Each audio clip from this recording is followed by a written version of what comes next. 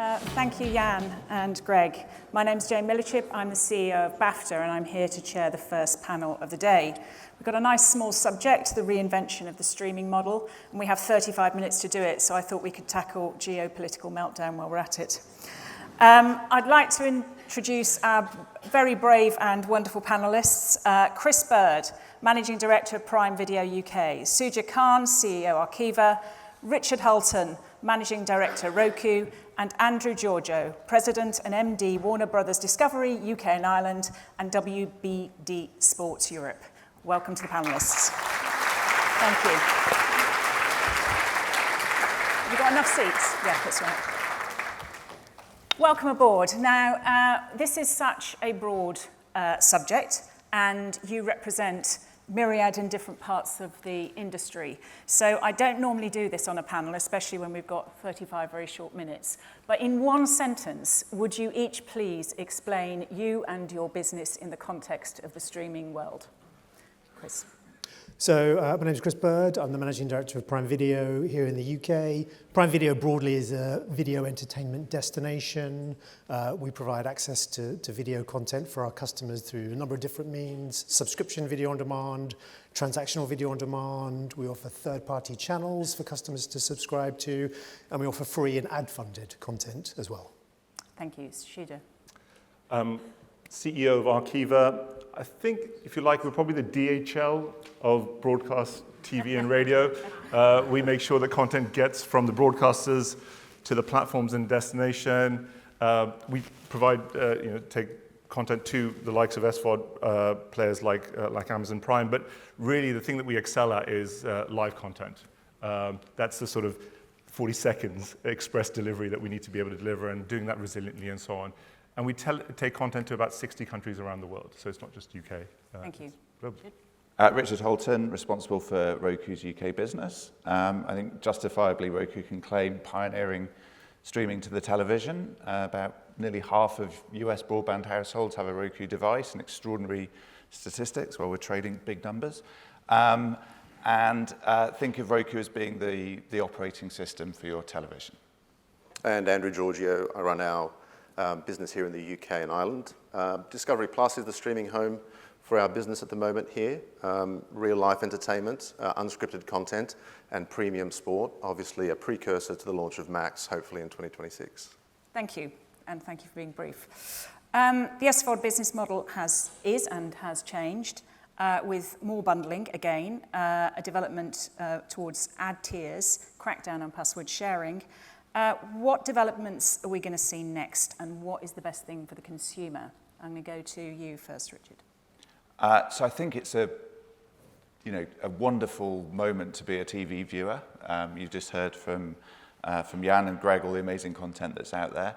But I think there's a real opportunity to help audiences find the thing that they really want to love. And however the industry changes and consolidates over time, I think it's going to be the case that if you can, as a platform, in our case, help navigate all of that choice and drive the engagement that Greg talked about, and the passion for content, that's the most powerful role that we can certainly play in the ecosystem. And there's a lovely line from one of our team, which is that Roku is not in the streaming wars; it's the turf where the streaming wars are being fought. It's a nice line, but I think the tools, the personalization recommendation capabilities that are needed to do that, and to do that in a way that's very respectful of the different business models of content owners, so that you're engaging audiences, but you're also creating engagement for the owners of that content and the right kind of economics to sustain the investment. I'll come back on to engage viewers shortly. So, Andrew, the business model for channels like your own has changed from going it alone to back to a bundled, aggregated, platformed world. Could you explain that transition and what the future means for you? Yeah, I think it's interesting to see where we've come from, because we've fragmented a lot of content, and although there are platforms out there like Roku who try to provide a simple solution for consumers to find their content, I think even on those platforms, consumers still struggle to find which service is providing the content that they're actually looking to see. And so I think there is a job to be done for companies like us to help them find that content in the simplest way possible. And it's interesting to hear what Greg said about the breadth of the Netflix portfolio. When I look at our strategy moving forward as a company, being differentiated is going to be important to us. If I look at our HBO content, the great film slate we've got, and the Warner Brothers TV slate that is coming, we have an opportunity to be really differentiated in the market, but we can't always go it alone. The bundling that we've seen with Disney and Hulu in the US is an interesting transition whereby we try to present to the consumer an aggregated opportunity to see great family entertainment with Disney, great scripted and theatrical entertainment with ourselves, but all in one destination, with ultimately the bid to simplify the consumer proposition, but for our own business model, also to reduce churn as much as we can. Chris, is there an ecosystem or is there just Amazon? Well, we're very fortunate to have one of the most widely distributed apps in the world, and within the Prime Video app, we do offer a multitude of different video benefits. So, as a Channels customer, you can subscribe to Discovery Plus through your Prime Video account. You can be watching TNT Sports, but also hundreds and hundreds of other channels, including much smaller or more niche ones. The BFI player, Mubi, like channels that offer special interest content or provide a need or service to customers who have interest in more niche content. And I think, never before has it been easier to reach a global audience through distribution online. So if you are a BFI player that would never have the infrastructure to be able to invest in setting up their own channel and running their own subscription or pay TV business, can now come to a business like ours and leverage our infrastructure, leverage our technology, and reach the customer base that we have with their product and their service. Thank you. Shuja, in this new world, have you just become the Betamax of the streaming? It's a very kind reference. Look, I'll just build on what Chris said, actually. I think the world of streaming, the real advantage there is that you can create two-way marketplaces in some ways, and I'm not going to go down sort of the Amazon route, but essentially you're able to match people who create content with huge number of multiple destinations. And I think from our perspective, going back to the DHL analogy, actually every country and every platform is a slightly different size and shaped letterbox. And it may sound like it's really straightforward to get it to the consumer, but actually it's quite complex. And our world then says, actually, how do we create that sort of an opportunity for a two-way interface? And so we've created this product called Arcade, which allows content distributors to send it to platforms. And I think that really creates massive opportunity in terms of streaming, especially if you're trying to do it low cost and high resilience, and that really creates massive opportunity. And given this model and the technology you're using, are you therefore concentrating on certain territories? Where are your prime territories? Well, I think the key thing is that some markets around the world are still going to be heavily reliant on linear TV. Yeah. So those are quite important markets, whether it be in Africa, in Asia, parts of the Middle East. They are still big linear consumption markets, and actually there's growth happening as far as that's concerned. So I think the business models for all the broadcasters are probably going to say, well, we do that. And I think in places like the UK and elsewhere, it's about being smarter about how you use IP in an effective and efficient way so that it does provide the same resilience as broadcast TV. That's one of the big challenges that many broadcasters are finding at the moment as they transition to IP. Thank you. Richard, you mentioned engaging customers earlier, a moment ago. Given the varied nature of your business models and the changing nature of your business models, what does good look like? What are the key metrics now? Is it sheer subscriber base? How much more important is profitability now? Ad and TVOD revenues, number of customers versus engaged customers. What's good look like? So in our business, it's really simple, certainly as we scale into new markets. So if you don't have scale, then engagement is irrelevant. So step one is building up a base of devices, and I was in Asda in Manchester yesterday, and the big thing for the Euros apparently is barbecues and 55-inch Roku TVs for £265. That was what was next to the till. So, People come to you for a discount. Yeah, that's it. So we're not proud.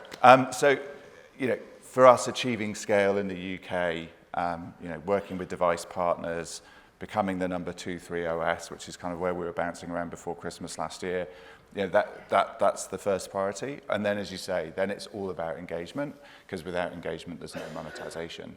But I think, the path to engagement is also about being creative. So, right now we're in the run-up to the Olympics. Roku will be the showcase for NBCU's coverage of the Olympics with a dedicated Olympic zone.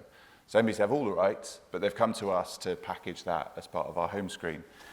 Best email so far this year, Taylor Swift's team emailed us to say they wanted to be part of Roku City, our home screen. I'm scandalized that Jan's presentation had no Taylor Swift references in it.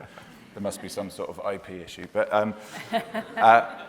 and you look forward to maybe the 2028 Olympics, where the rights are shared between the BBC and Discovery, and you think, what could a platform like Roku do to bring that together for audiences? So I think that constant kind of back and forth over the relationship between the consumer and the content owner. But yeah, bluntly, it's the number of streaming hours per day per account.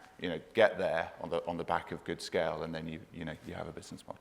Andrew, the good news is no one has to be confused about the UK because it's all on Discovery Plus. So if you want to watch the Olympics, you only need to think about Discovery Plus. It's all there. Started. So when we spoke before, you had one of the key challenges that you articulated, Andrew, was how we combat churn, which you said is around 30% now in VOD, is it?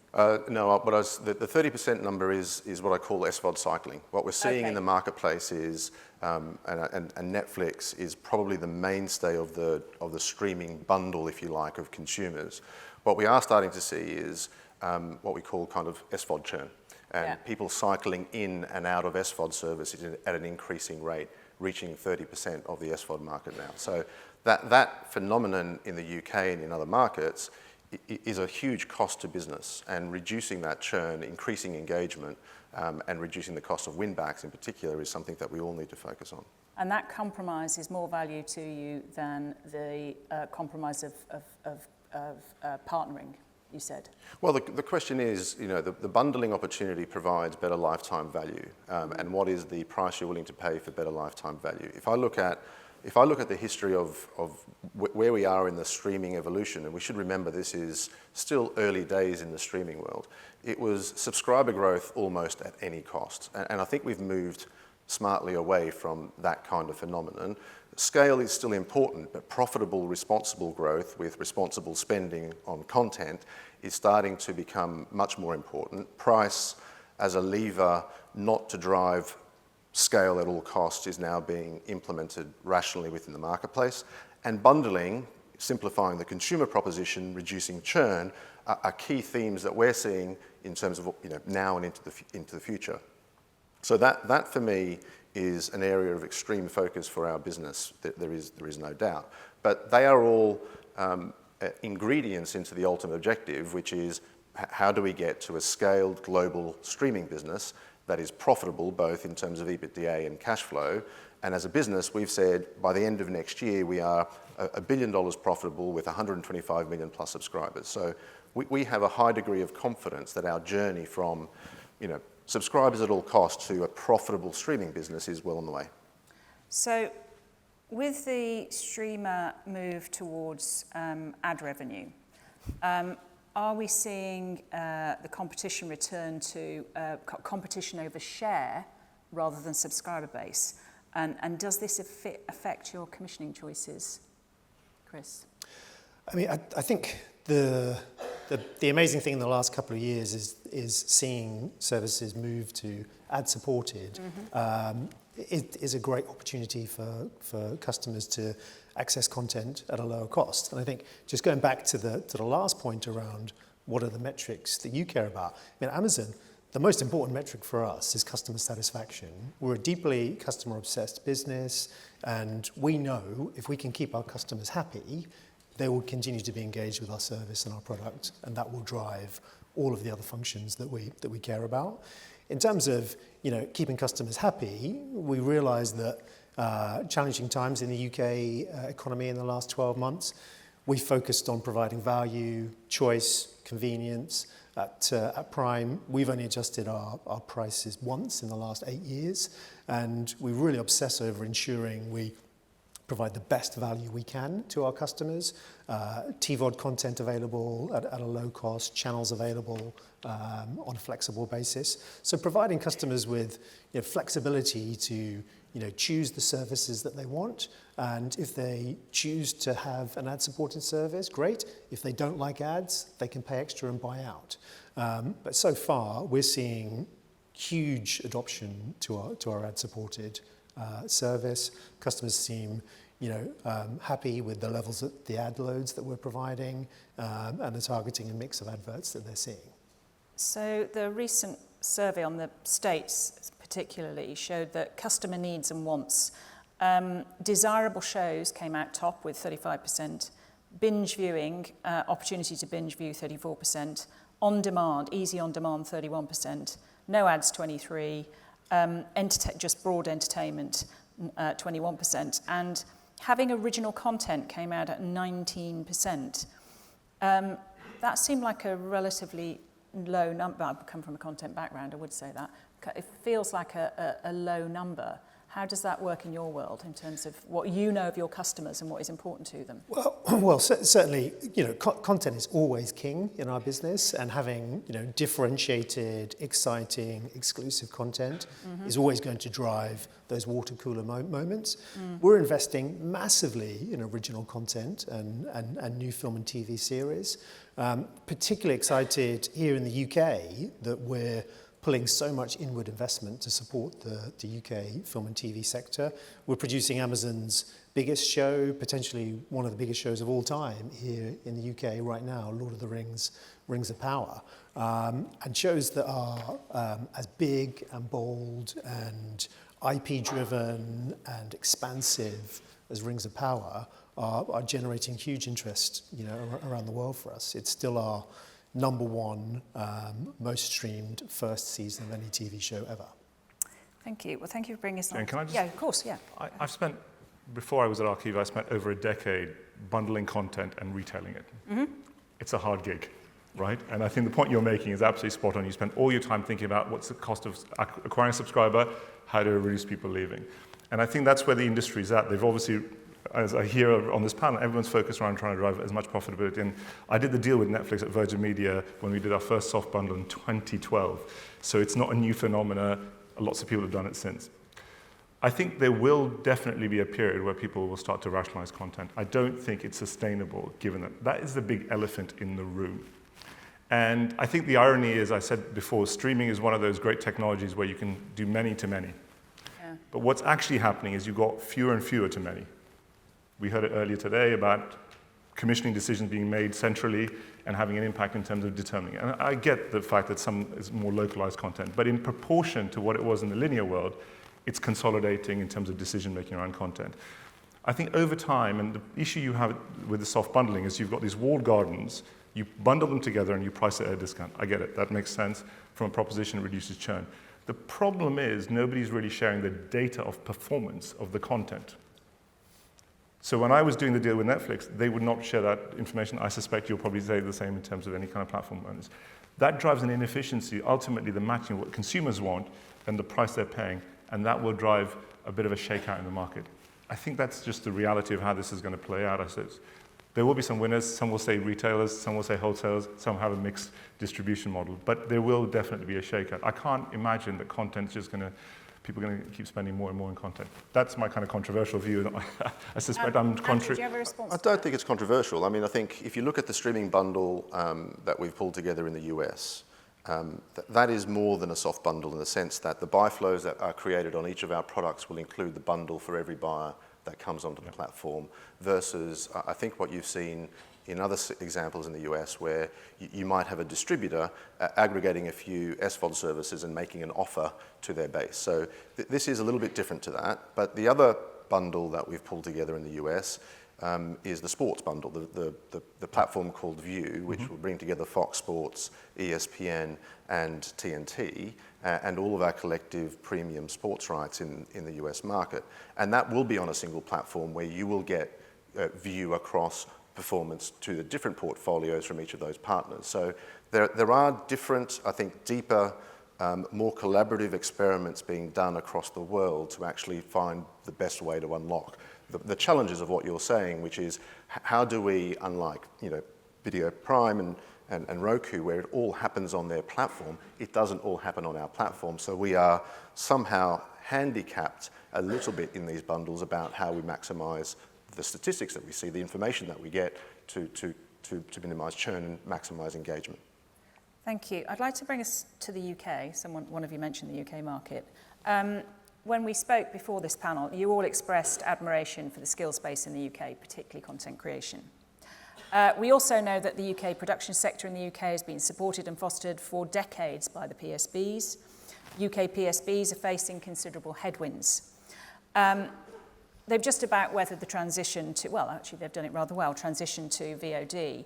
And now we're seeing an already recession-depleted ad market move to streaming platforms as streamers offer more ad services. Is it important for the UK to retain a strong PSB sector? And do you feel any responsibility to enable it? Chris? Yeah, I mean, I think it's vital. I think, we have in this country a PSB network that's the envy of the world, and working together and collaboratively to support that and to support our broader film and TV industry is absolutely essential for the next generation. I know at Prime Video, we spent more than $400 million in licensing and co-producing TV shows with the PSBs in the UK. Those range from everything from Phoebe Waller-Bridge's Fleabag to Steve McQueen's Small Axe. We recently announced co-producing seasons 2 and 3 of The Night Manager with the BBC, where Amazon will be distributing that internationally outside the UK. BBC will have it here in the UK. More broadly, supporting the industry and the ecosystem we have here in the UK is of just tantamount importance. We've invested in infrastructure. We're developing Shepperton Studios. We built 9 new sound stages there, added 450,000 square feet of production space, built new offices, workshops, technical facilities. We've invested more than £10 million in the last 3 years in the Prime Video Pathways program, which is a program we're really proud of, supporting skills, education, and traineeships with people getting into the film and TV space. More than 1,000 people have benefited from that program in the last 3 years through scholarships and bursaries to training programs at the NFTS, apprenticeship programs, and upskills and training programs. So continuing to make the UK film and TV ecosystem a core part of our investment is vital for us. Thank you. Andrew? I mean, the question about PSBs in this market is critical, and as we are a US-owned business, we spend a lot of time explaining and reminding people of the differences between a market like the UK and a market like the US. 58% of all TV viewing in this country happens on free services, the largest part of which is obviously the PSBs. So the fundamental starting point, where in the US it's less than 25% of all viewing, is a very different starting point. And the ecosystem that creates within the UK context is important for all of us to be aware of. And very much the same in terms of, the production facilities and services that we have in the UK are significant. We're investing £400 million in expanding our Leavesden studios from 19 to 29 sound stages. And the role that plays in supporting the local independent industry is really, really important, not only from providing access, but also how our teams in the UK, One Life being a great example, to take independent productions, market them, and distribute them with the firepower of Warner Brothers Discovery in the market to help those independent producers get visibility and scale that they probably otherwise couldn't get. So the PSB sector here is fundamentally important, and we are a supplier of enormous content to them as well. So it is the core of our entire ecosystem.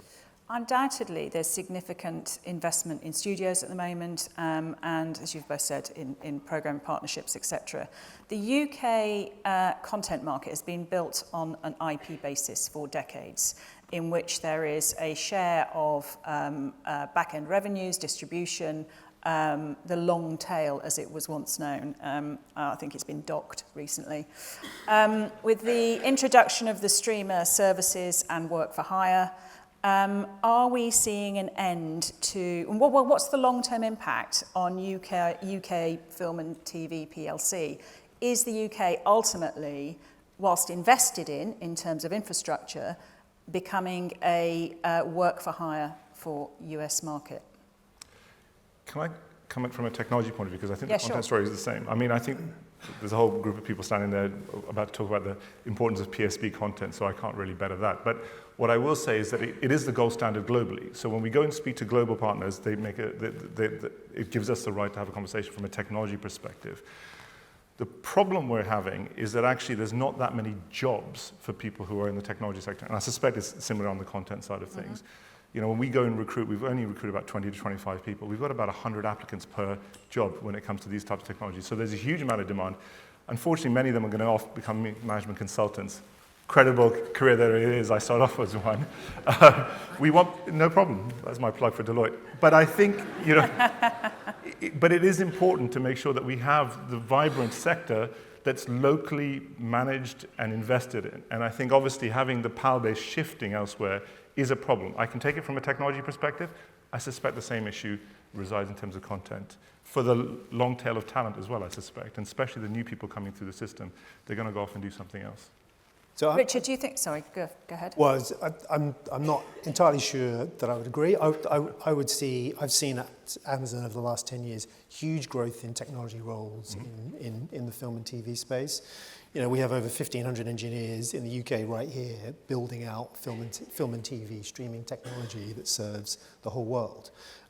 More broadly than that, though, on your point around the creative economies and the creative spaces, I think that the inward investment that we're seeing into the UK right now, huge global shows, huge global movies. I would suggest that we've seen amazing inward investment. 4.2 billion is the value of the high-end TV and film GVA last year in the UK, which is great.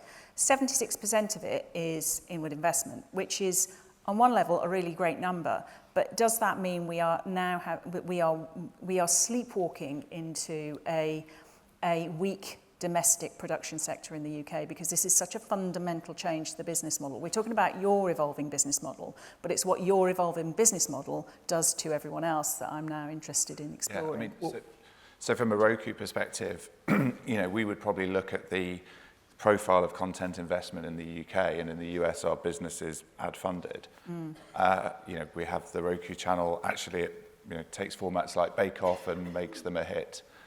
With Paul and I think it was a hit US. beforehand. Come on. In the US. In the US. But I think, you know, we would look at, say, the UK market, and you think, is this somewhere you want to come and try and compete for high quality ad funded content? I think from a Roku perspective, you know, we're much better equipped to help support the PSBs in their mission to be successful and connect their audiences with their content than to try and take a step into a market where there's already, vibrant original production sector. By the way, I'm less pessimistic. You look at something like Traitors, that's a massive hit on BBC One, but is being filmed back to back for NBCU in the States, right? So there's plenty of traffic both ways. I think the biggest problem that the TV industry has is not, unique to this room.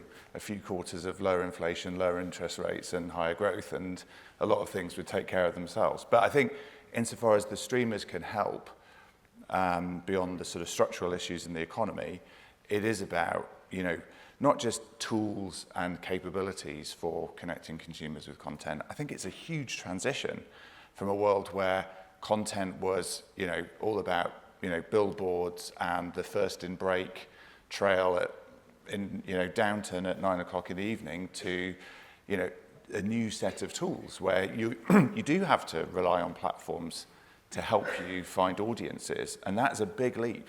And I think to the point about data earlier, you have to be able to evidence that you can bring a new audience to Channel 4's VOD service, which we have. But we have to help ITV connect with light viewers, which is one of its big strategic objectives. You need to sit with the broadcasters, understand the challenges they face, look at the tools that you've got, and see how you can connect the two. But it's going to, that transition in audience behaviour and trust between platforms and broadcasters is going to need a bit of time, and it's going to need data and evidence to prove. Thank you. Can I just come back to you on the 4.2 billion? Because I think we have to be super optimistic that that levels of investment means that UK crews, UK writers, producers, people behind the scenes are getting to work on the biggest, most expansive, most technologically advanced films and TV shows in the world. If that is not stimulating the embers of creativity within our business, like, I don't know what will. Well,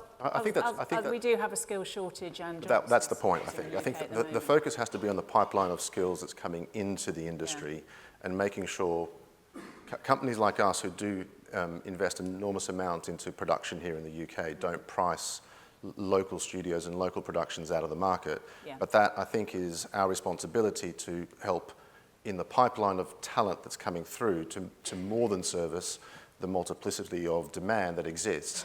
And again, I don't see the demand for high-quality local productions evaporating. The PSBs will demand and commission and drive that. The question is there a skill supply enough to be able to accommodate both? And that is certainly a challenge that I think we all need to focus on. Thank you. And I know all of your companies do have skills development programs, so thank you. We don't have time to debate that, and we're going to come to the audience in a second, but one just quick question to you all. Any response to the media bill that just squeaked through the upper house before closure of Parliament? And what do you want for the next government, in one sentence? Who are you starting with? Oh, now me. Yeah. Well, I think the good news is both sides of Parliament are equally committed to the creative sector, which I think means regardless of the outcome of the election on the 4th of July, we can, in this room, be sure that we are going to get supported through the next phase of development. And I think that's excellent. So that's a really good starting point. And as for the media bill, I think Lucy Fraser and her team did an outstanding job in listening and trying to find the right balance between commercial and public interest. Any further thoughts on that? Media bill overdue, 20 years, ridiculous. Should have happened ages ago. I think from my perspective, next government, I think clarity around the future of terrestrial TV is probably one thing. It sounds a bit boring, but actually that's something that I think everybody around this industry will find out in the benefit. next panel. No comments on the media bill other than what we've already heard, but for the new government, please put the creative services at the heart of our growth economy. I think Ofcom are delighted that they can get on with their work sooner, and we're pleased to see the thing go through. I think the government to embrace the creative industries, but also start to think about this transition from a as we go through a hybrid world that's tilting towards streaming.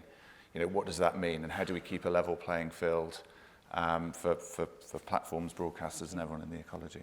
Thank you. Do we have any questions from the audience? We do have roving mics, and no silence. But no questions. Okay. On that note, I am going to thank you all for being so generous with your time and your thoughts. And I am handing over to the PSB panel and to Rupert Derbyshire, who has the longest title in TV. I wrote it down somewhere. I can't remember where I wrote it. Okay. The UK's digital age with PSBs. Ignore that last bit, this is the smooth bit. And welcome to our chair, Rupert Derbyshire, Partner Media and Entertainment and Human Capital, which sounds a bit disturbing to me, at Deloitte. So thank you very much, and thank you to our panellists.